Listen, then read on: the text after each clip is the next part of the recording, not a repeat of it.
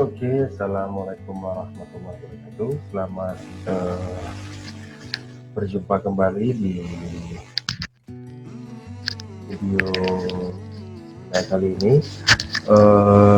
Sesuai dengan pertemuan yang kedua atau di video yang kedua, di pertemuan kali ini kita akan membahas mengenai analisis non parametrik. Nah, jadi rekan-rekan yang mengikuti video dari video 1 dan 2 tentunya akan mengetahui kenapa kita terlebih dahulu mempelajari tentang analisis non parametrik.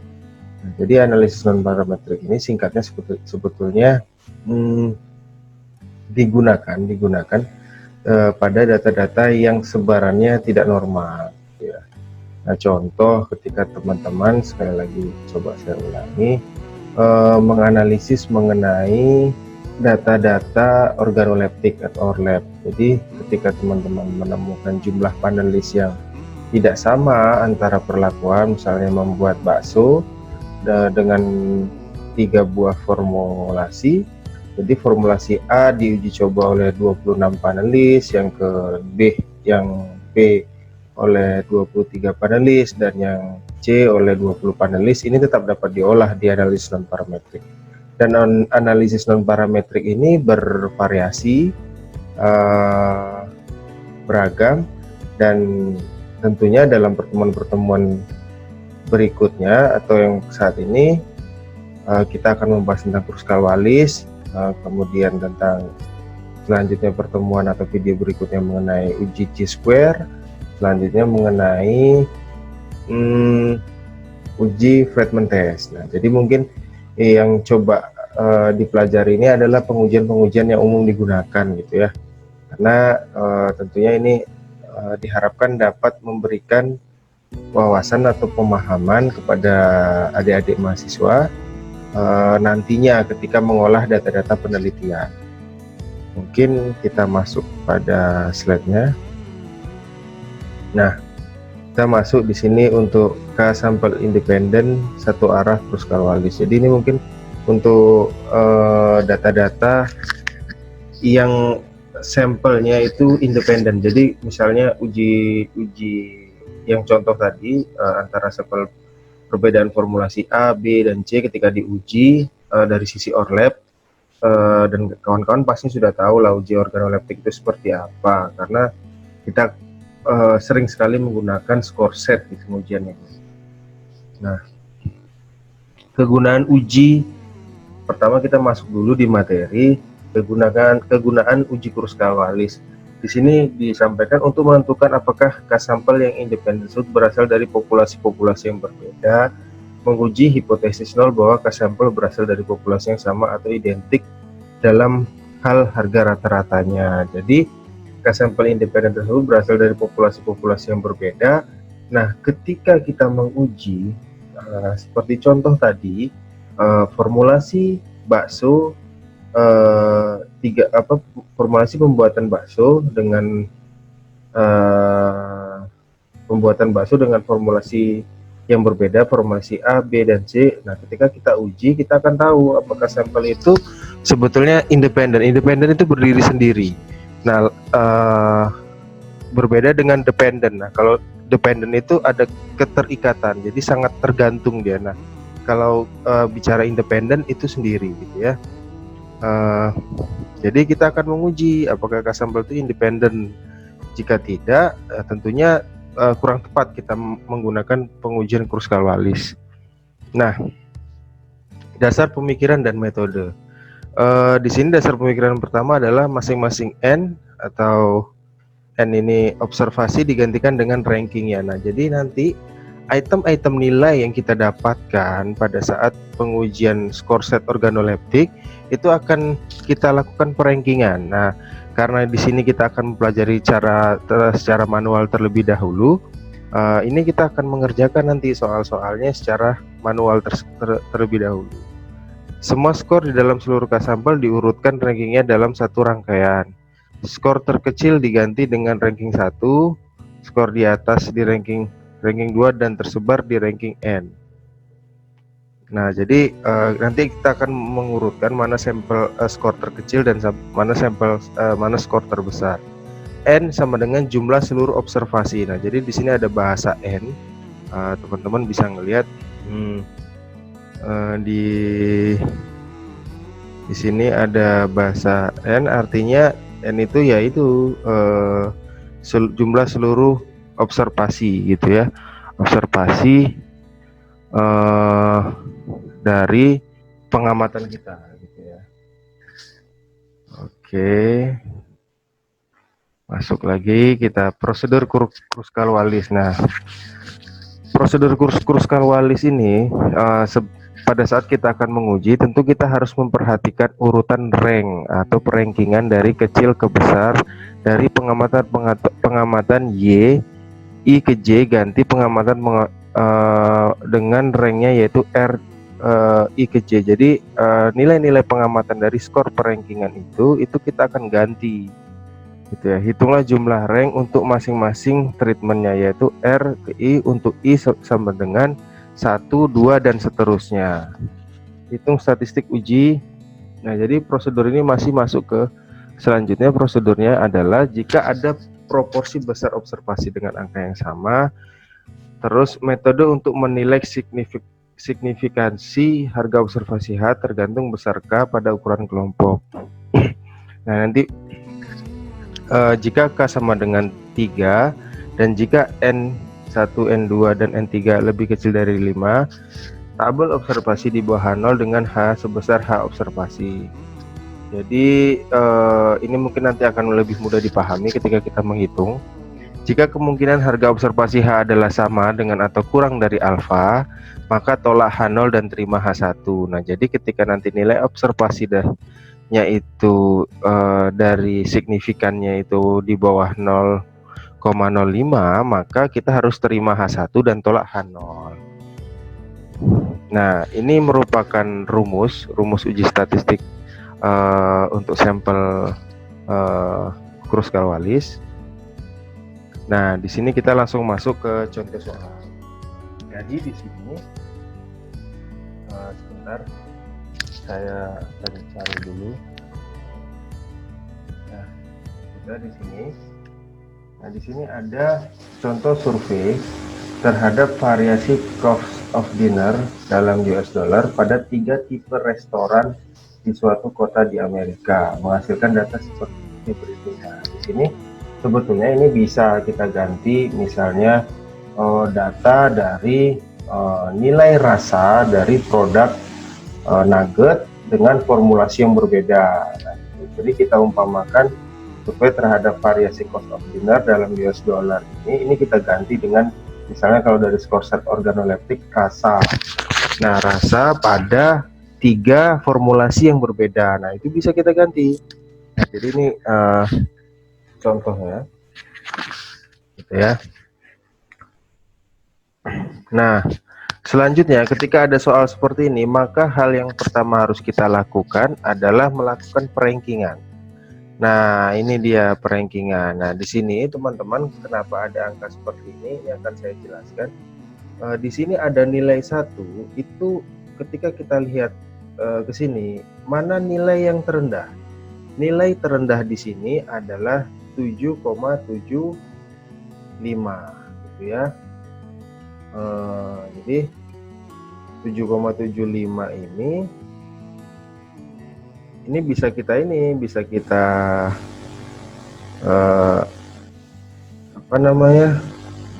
jadikan ini menjadi angka yang terendah gitu ya. Jadi angka terendah ini di sini ini merupakan nilai dari 7,75. Nah, selanjutnya kita urutkan. Selanjutnya di sini ada nilai 2. Nilai 2 ini berarti ini adalah nilai dari 7,95. Kan di sini tidak ada nilai yang lain ya. Berarti ini nilai 7,95. Nah, berbeda nanti ketika kita melakukan scoring menggunakan skor set organoleptik dan mengolahnya menggunakan SPSS. Nah, proses perankingan itu secara otomatis, tidak secara manual gitu ya. Jadi di sini teman-teman akan diperkenalkan terlebih dahulu secara manual, baru kita akan belajar menggunakan SPSS, ya. Oke, kembali lagi. Di sini adalah nilai 2 dan selanjutnya di sini ada nilai 3. Nilai 3 ini berarti adalah nilai 8. Jadi kan nggak ada nilai di atas 8 ini, makanya kita rankingkan 3 gitu dan seterusnya. Jadi semakin besar maka dia akan meningkat gitu. Terus jika ada pertanyaan, Pak, bagaimana ketika ada angka yang sama, misalnya 7,75 itu ada 2, berarti teman-teman angka 1 itu akan menjadi 2 gitu. Jadi 1, 1, 2 dan seterusnya gitu ya. Nanti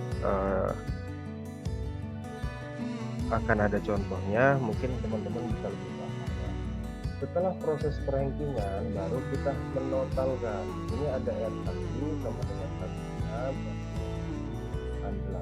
84 dan R3 sama dengan 41. Nah, mungkin kita akan sembari coba bekerja menggunakan Excel ya. Oke. Ini kelihatan ya teman-teman ya.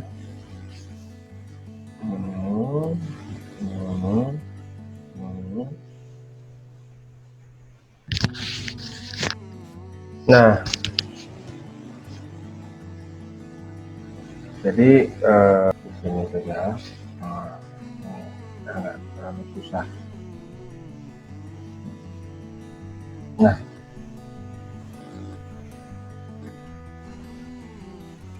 oke.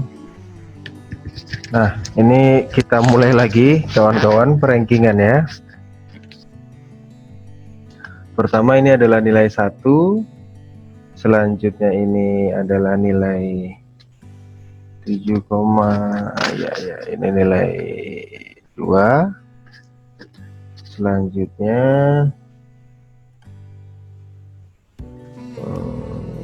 nilai 2, selanjutnya ini adalah nilai 3, 3,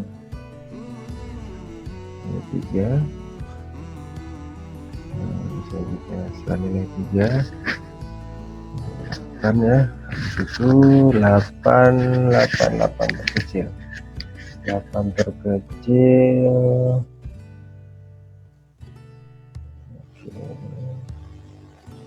Ini adalah nilai 4, ini adalah nilai 5.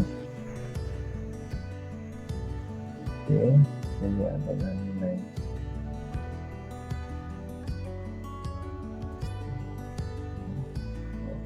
5. Saya ulangi lagi. Ini adalah nilai 5, ini adalah nilai 6. Setelah itu 6, ini adalah nilai 7.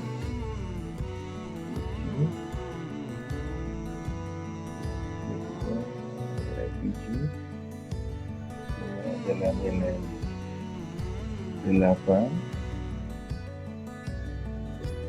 Ini adalah nilai 9. Ini adalah nilai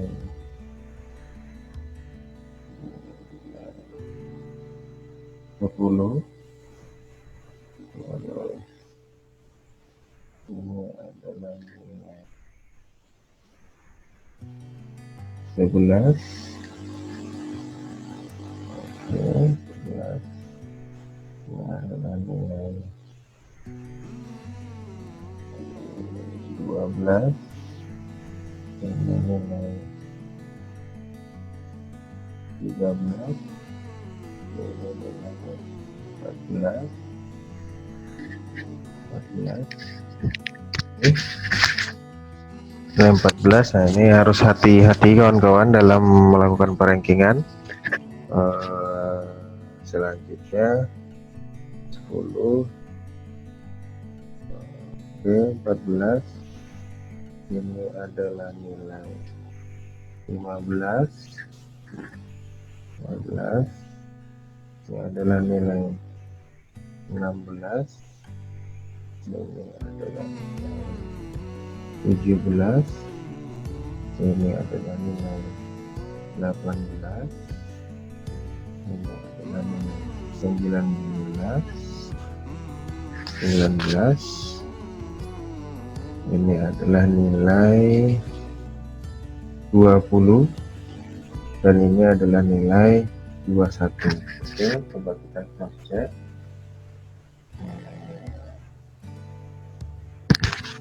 Sum total. Oke, tutup kurung ya, 106. Oke, nah ini sudah benar ya kawan-kawan. Nilainya seperti yang ada di soal. 106.8441. Nah ini dia 106.8441. Oke, kita share dulu.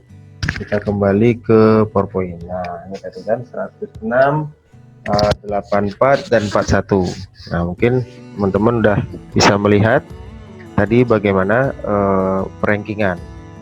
Nah ini adalah selanjutnya adalah perhitungan nilai H-nya. Nilai H di sini H sama dengan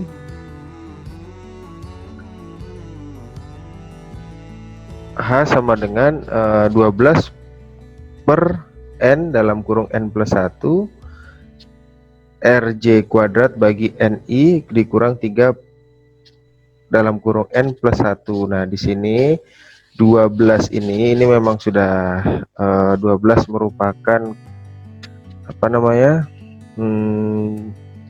tadi rumus teman-teman. Nah ini rumusnya, memang ketetapan rumusnya seperti itu. Selanjutnya kita masuk. Nah N ini adalah jumlah observasi. Nah jumlah observasi itu, jumlah observasinya kan tadi ada 21. Ini bisa kita hitung 1, 2, 3, 4, 5, 6, 7 dikali 3 ya, jadi 21. Nah ini tinggal teman-teman masukkan. Nah nilai RJ ini adalah nilai total ya, nilai total dari perankingan dan dibagi N ke I. N ke I itu N kecil, jadi ini jumlahnya ada berapa? 7. Jangan teman-teman kalikan 3 gitu ya, kalau kalikan 3 jadi 21. Nah itu ya. Jadi ini teman-teman kuadratkan terlebih dahulu, baru teman-teman sederhanakan. Nah hasilnya itu sekitar 8,11 gitu. Nah sampai sini mungkin kalau nanti ada yang ingin ditanyakan, ini bisa melalui email saya atau melalui nomor WA gitu ya. Nah, jadi mudah-mudahan dengan adanya video ini teman-teman bisa memahami analisis non parametrik gitu ya. Nanti kita akan uji di modul yang akan kita pelajari itu juga ada, jadi tentang cara menghitung menggunakan SPSS. Tapi sebelum ke situ ini jadi kita bisa lihat dalam contoh ini kita tidak menggunakan tabel O karena N1 lebih besar dari 5, tetapi menggunakan tabel C. Pada tabel C H lebih besar 8,113 dengan ini derajat K. Nah, kalau di rancangan percobaan itu namanya derajat bebas. 3 dikurang 1 sama dengan 2. 3 itu adalah total jumlah atau jumlah perlakuan. Kalau ini di sini kan tadi 3 rumah makan ya. Nah maka kemunculan di bawah 0 sebesar P di bawah 0,05 atau lebih kecil alfanya dari 0,05, maka menolak H0, sehingga dapat dibuat kesimpulan ada perbedaan cost of dinner, jadi biaya makan malam pada jenis restoran yang berbeda gitu ya. Nah oke, sampai sini. Nah ini kita akan masuk lagi ke contoh lain gitu ya. Contoh lain sih cuman ini teman-teman harus menghitung sendiri nih. Nah ini untuk tugas lah, cuman saya berikan narasi terlebih dahulu. Ini untuk sampel yang jumlahnya banyak pun bisa, nanti tinggal teman-teman ranking. Nanti kita akan masuk ke cara perhitungan SPSS gitu ya, SPSS. Nah, di sini ada contoh.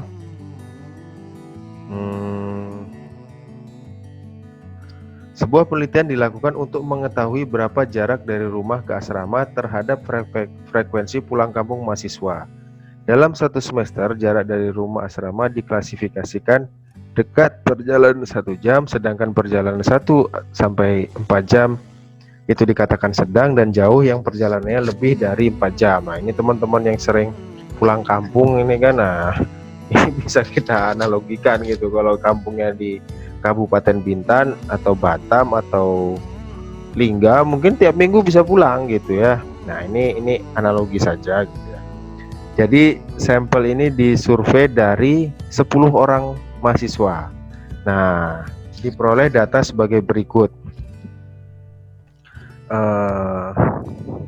Jadi di sini ada nilai yang di dekat itu ada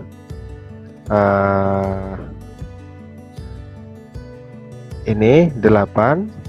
Ini dari nilai scoringnya ya, frekuensi pulang kampungnya ya. Kalau dia dekat dari sebetulnya ini di sini ada 4 orang diperoleh sekitar berapa nih, 1 2 3 4 ada 10.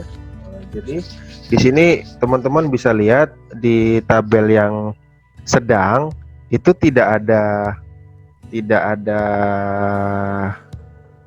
4 orang jumlah mahasiswa, tapi hanya 3 orang, dan jauh juga cuma 3 orang. Nah, di sini tetap bisa kita olah ketika kita menggunakan analisis non parametrik. Nah, kalau di analisis parametrik ini tidak dapat nih, karena sebaran datanya tidak normal gitu ya, jumlah populasinya tidak sama gitu. Nah, di sini frekuensinya ketika yang dekat ada satu mahasiswa itu 8 kali pulang kampung, ada yang 7, ada yang 8 dan 8. Dan selanjutnya di sini ada yang sedang 6 kali pulang kampung, 6 kali dan 5, dan yang paling jauh ini hanya 3 kali pulang kampung. Jadi dari rumah ke asrama ya, atau dan sebaliknya lah. Nah, ini 2 kali dan ini 4 kali. Nah, di sini kan kita bisa melihat ada data nilai yang sama seperti ini. Nah, tadi di awal-awal pembukaan, jika ada yang sama seperti ini bagaimana gitu ya. Jadi, nah nanti ini akan ada nih penyelesaiannya. Tapi nanti teman-teman silakan hitung sendiri. Ini sebagai tugas. Akan diuji pernyataan bahwa jarak dari rumah ke asrama berpengaruh terhadap frekuensi pulang kampung. Langkah ubahlah menjadi ranking, diurutkan dari yang paling kecil ke yang besar. Nah, di sini kita mau menguji nih, apakah jarak dari rumah ke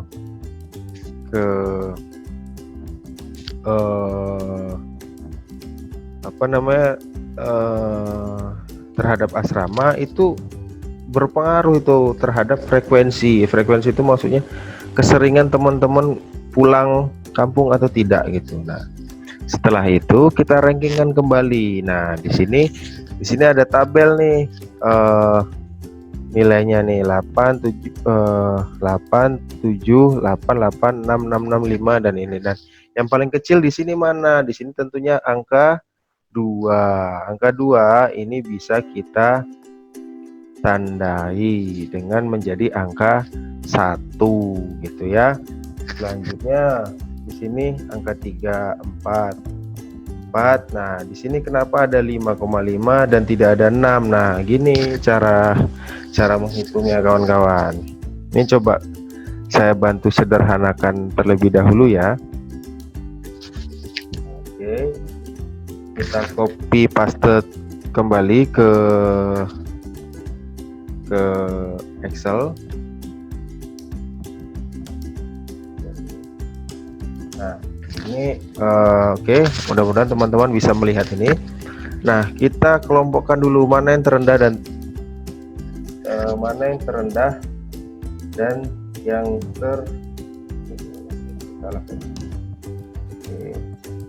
Nah, ini di sini ada kelompok yang dekat, sedang, jauh. Nah, kita akan melakukan perankingan. Nah, penotalan tidak ke bawah. Ingat, jangan salah. Jadi tetap mengikuti alur dari nilai ini. Gitu ya. Nih, ketika kita totalkan ke sini berarti ini kita merata-rata antara nilai dekat, sedang, dan jauh. Tapi kalau ini tidak, ini satu baris saja. Nah, jadi ketika melakukan perankingan, oke, di sini ada 8, 7, 88, 3, 2, 4. Nah, bisa kita pahami bahwa nilai terendah di sini adalah 1, selanjutnya 2, selanjutnya nilai 3. Nah, 1, 2, 3. Nah, ini adalah 5, ini adalah 4. Terus nah di sini ada 6. Nah, harusnya di sini adalah nilai 5 dan 6. Tetapi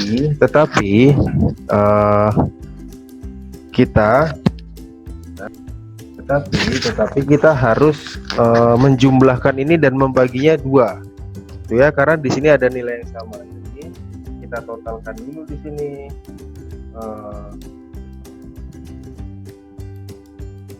5 ditambah 6, 5 tambah 6 dibagi 2.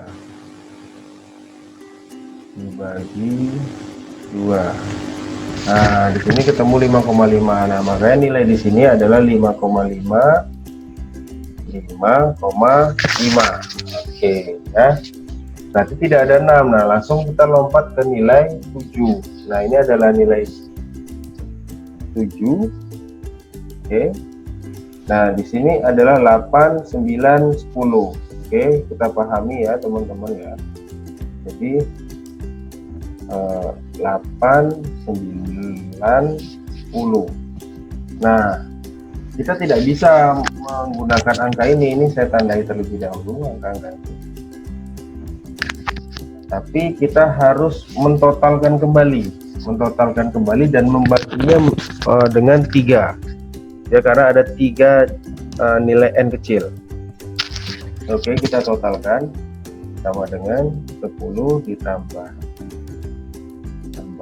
8 ditambah 9. Totalnya adalah 27. Nah, 27 dibagi 3. Oke, 9. Artinya nilai di sini itu adalah nilai yang sama semua, 9 semua. Itu ya. Cuman itu didapat nilai 9 ini semua. Ini dari mana? Dari perhitungan penjumlahan tadi. Jadi teman-teman harus urut dulu. Nah, mudah-mudahan kalau teman-teman mengikuti nilai video ini, pasti teman-teman paham bagaimana cara merankingkan. Nah, kita kembali lagi ke slide. Oke. Nah, ya. Oke. Sini kan jadi 1, 2, 3, 4, 5,5, 7, 8, 9, 10. Tapi karena kita tadi ada penotalan dan pembagian, diperolehlah nilai ini. Nah, setelah itu baru teman-teman totalkan. Di sini N1 berapa gitu ya. N1 atau ini Excel. Nah, di sini ini N1 nih. N1 sama dengan sum.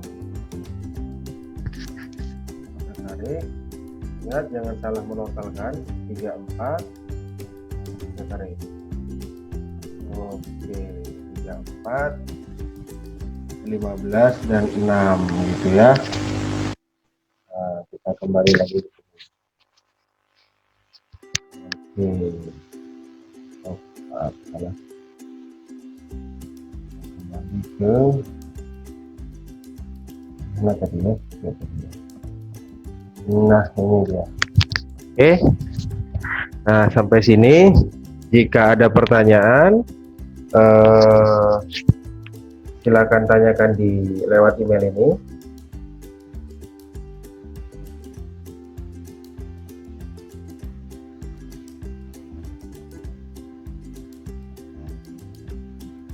Atau melalui akun Instagram saya.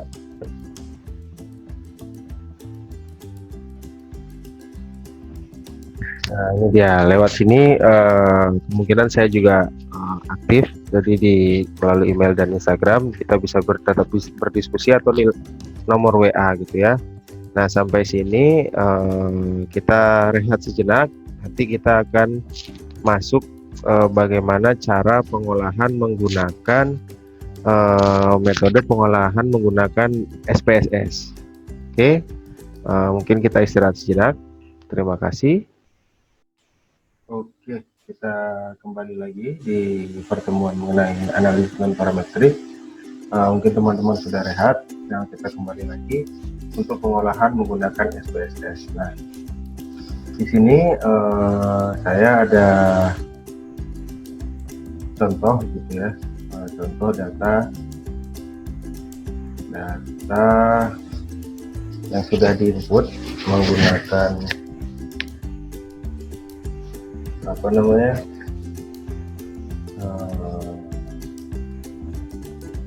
data-data organoleptik gitu. Oke. Nah, di sini ada data organoleptik yang nanti bisa kita uji menggunakan SPSS. Nah, mungkin fokus ke sini terlebih dahulu teman-teman. Nah, di sini ada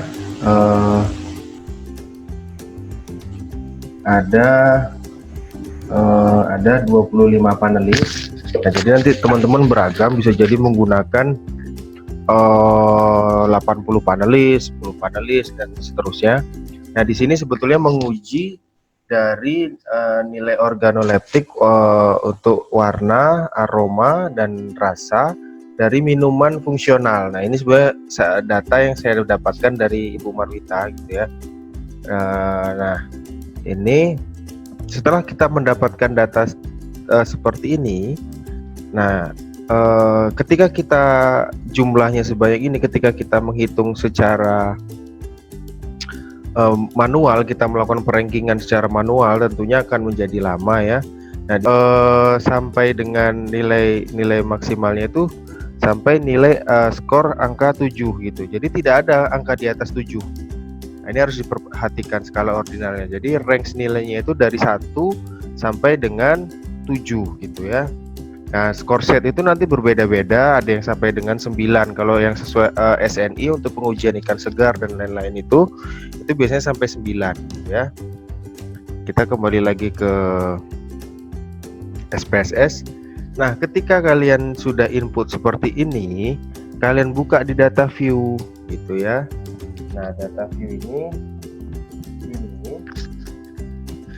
nilai ini ada berapa? Ada 25 gitu ya. Oke, saya stop share, kembali ke Excel. Nah, di sini kan ada 25 panelis ya, 25 panelis ya. Nah, ini jangan kalian ketik input di SPSS-nya 1 sampai dengan 25, tapi nilai item ini untuk warna saja dulu ya, contoh warna ini ada 25, kalian buat ini boleh di Excel atau di SPSS. Cuman kalau saya lebih mudah membuatnya di Excel terlebih dahulu. Kalian ketik 1 sampai dengan 25. Nah, ini 1 sampai dengan 25. Lalu kalian copy paste saja nilai ini. Nah, ya.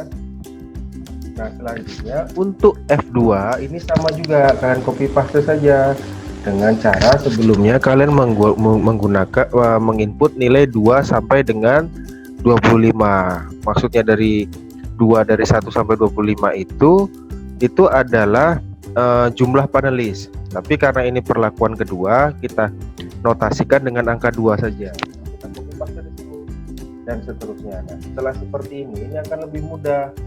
Kalian copy ini, nah, gitu ya. Lalu kita masuk ke SPSS. Ini dia. Nah, kalian copy saja ke sini.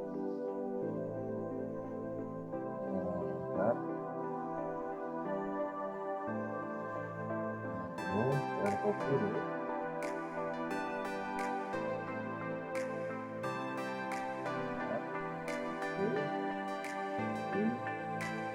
Dengan copy nilai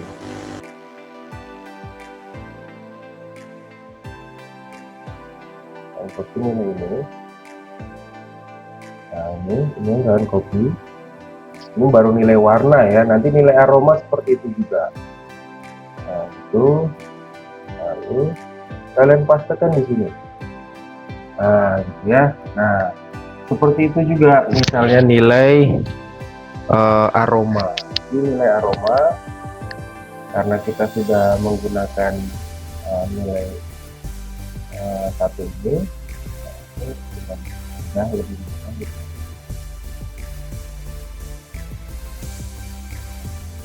Nah ini tinggal kita fokus aja di sini aroma. Nah ya. Terus ini di bawahnya, ingat di bawahnya bukan di sampingnya. Jadi dia harus di baris yang sama. Ini kita ketik biar tidak salah. Ini aroma. Nah ini kalian copy saja nih, copy, stop share, lalu di sini. Nah kalian paste saja di sini. Nah gitu. Oke. Nah selanjutnya kita kan akan menganalisis menggunakan ini. Kalian klik analyze. Selanjutnya kalian pilih di sini non parametric test. Nah gitu ya. Nah terus kalian ingat tadi K independent sample. Nah di sini kan ada uji Kruskal-Wallis ya. Nah selanjutnya di sini bisa kalian pilih masukkan tes variabel list gitu ya, variabel yang mau dites. Nah kalau ini kan perlakuan di sini. Nah ini nilainya 1 sampai 7 gitu ya, continue. Nah ini kalian pindahkan saja ke tes variabel list. Nah gitu ya, boleh kalau kalian seperti ini untuk deskriptifnya. Selanjutnya kalian ini sebelum di checklist, kalian checklist dulu. Kita kan menggunakan uji Kruskal-Wallis. Nah lalu kita klik OK. Nah sampai di sini, apabila ada pertanyaan, ingat bisa ditanyakan di email yang saya berikan dan akun Instagram gitu ya. Oke, terima kasih atas perhatian teman-teman. Semoga kita dapat menjaga kondisi kesehatan di tengah pandemi seperti ini. Saya Heri, wabillahi taufiq wal hidayah. Wassalamualaikum warahmatullahi wabarakatuh. Terima kasih.